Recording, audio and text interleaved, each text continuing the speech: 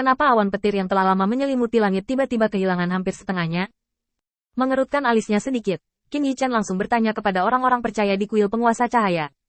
Apa yang terjadi semalam? Orang-orang percaya di kuil Dewa Cahaya merespons dengan cepat. Tadi malam, sebuah bayangan menyerang kuil dan dihancurkan oleh Lord Wuming.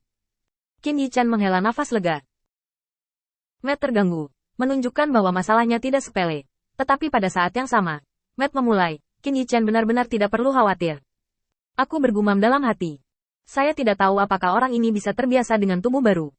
Bagaimanapun, itu untuk menggantikan daging dan darah dengan logam dingin. Dan saya tidak tahu apakah dia telah beradaptasi dengannya dalam beberapa hari terakhir. Saudara Qin, apa yang terjadi? Lin Bai bertanya dengan kosong. Dalam 10 tahun di Menara Waktu, dia hampir melupakan raksasa kuil penguasa cahaya. Bagaimanapun, kesetiaannya adalah Qin Yichen, bukan kuil penguasa cahaya. Sekarang berdiri di samping Qin Yichen sangat alami dan santai. Qin Yichen menatap langit biru di depannya dengan ringan, mengambil napas dalam-dalam, membuka tangannya, dan meregangkan tubuhnya dengan nyaman. 10 tahun, bermalas-malasan dan istirahatlah dengan baik. Lin Bai juga meniru gerakan Qin Yichen, meregangkan tubuhnya, dan menikmati sentuhan hangat di kulitnya. Dalam latihan yang panjang dan membosankan, dia akhirnya bisa mengerti mengapa Qin Yichen bisa menganggapnya enteng. Masalah yang telah mengganggunya di masa lalu telah benar-benar hilang dalam 10 tahun terakhir. Orang berbeda, dan setiap orang memiliki lanskap yang berbeda. Dan menginjakan kaki di jalan peri, terlebih lagi. Mereka yang tidak memiliki kesempatan dan keberuntungan seperti dia hampir hancur. Melihat ke belakang sekarang, dia sangat berterima kasih kepada Qin Yichen karena membiarkannya melepaskan keinginannya dan melakukan sesuatu untuk orang-orang di Lei Cheng. Dalam latihan panjang Menara Waktu, itu juga bisa dihilangkan dengan acuh tak acuh. Angin laut yang hangat menerpa, Lin Bai merasa jiwanya yang mati rasa mulai pulih. Perlahan-lahan, segala sesuatu di dunia ini menjadi jelas. Dalam pikiranku, sebenarnya ada sedikit kebahagiaan. Jika bukan karena 10 tahun latihan yang membosankan ini, mungkin dia tidak akan pernah mengerti tindakannya. Mengambil napas dalam-dalam, dia menatap Qin Yichen, yang kebetulan juga menatapnya. Lin Bai tersenyum manis. Qin Yichen mengulurkan tangan dan menepuk kepalanya dengan lembut. Sudah waktunya untuk kembali. Masih ada hal yang harus diselesaikan hari ini. Qin Yichen tersapu, diikuti oleh Lin Bai. Qin Yichen tiba-tiba muncul di aula pilar cahaya, dan Matt bangkit lebih dulu dan membungkuk kepada Qin Yichen. Wuming telah melihat Lord Light Lord.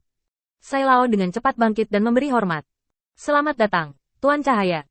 Sebaliknya, Zhao Wuling adalah orang yang paling lambat merespons, dan memberi hormat sedikit terburu-buru. Qin Yichen memandang Matt. Aku bersenang-senang bertarung tadi malam. Apakah kamu menggunakan tubuh ini untuk membiasakannya? Matt mengangguk cepat. Tuan Hui Guang, ini sangat berguna. Qin Yichen sedikit mengangguk, mendekati Matt, mengulurkan tangannya untuk memegang tubuhnya, dan memeriksa dengan cermat. Bagaimanapun, ini adalah pertama kalinya untuk memperbaiki senjata, dan Qin Yichen tidak memiliki banyak kepercayaan di dalam hatinya, belum lagi berbagai transformasi magisnya. Hasil yang diperoleh hanya dapat diketahui dengan melihatnya. Tapi untuk saat ini, sepertinya baik-baik saja. Sangat bagus. Evaluasi 3 kata sederhana membuat Matt semakin bahagia di hatinya. Sai Lao di samping menyampaikan suara kepada Matt. Apakah kamu melihat? Jika ujian tadi malam bukanlah ujian, apakah perlu Lord Light bertanya secara langsung? 3 kata, sangat bagus, adalah evaluasimu atas penampilanmu tadi malam.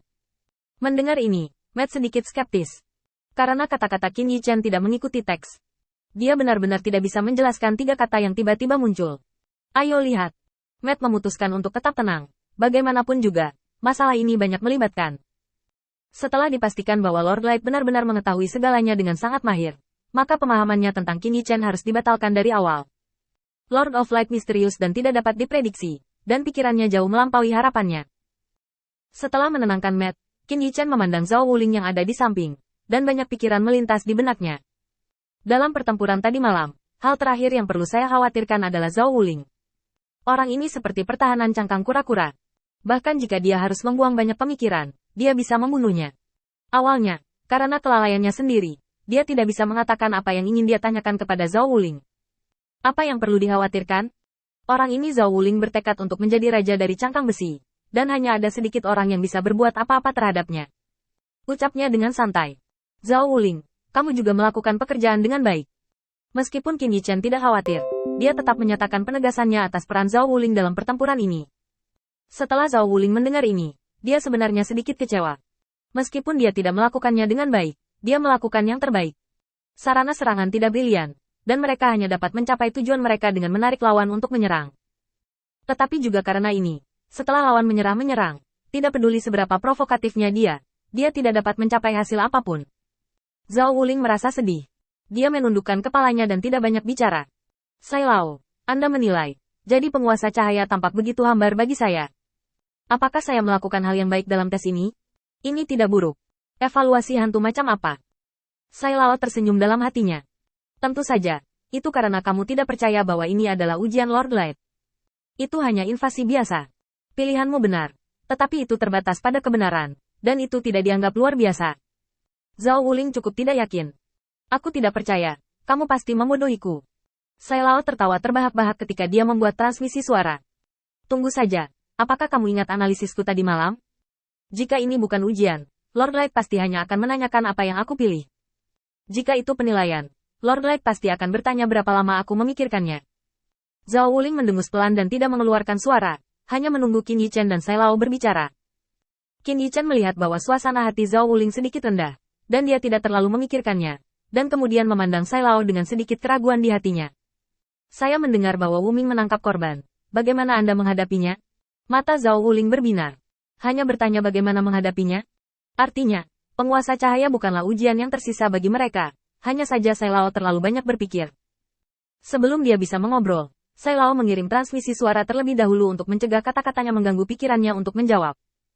Kembali ke Lord of Light, bawahan saya memenggalnya untuk menunjukkan kepada publik, dan sekarang kepalanya ditinggalkan di tepi kuil. Langkah ini dapat meningkatkan keagungan kuil Lord of Light saya. Bawahan ini merasa bahwa pilihan ini adalah pilihan yang tepat. Lebih bermanfaat. Lagi pula, kebaikan buta, di mata musuh, adalah kelemahan yang tak ada habisnya. Hari ini, dengan kehidupan pengorbanan ini, untuk mengejutkan sekelompok Xiao-Xiao, itu juga membuatnya membayar harga untuk ketidaktahuan menyerang kuil suci. Tuan Cahaya, aku tidak tahu apa yang Lord of Light pikirkan tentang pilihan bawahanmu ini,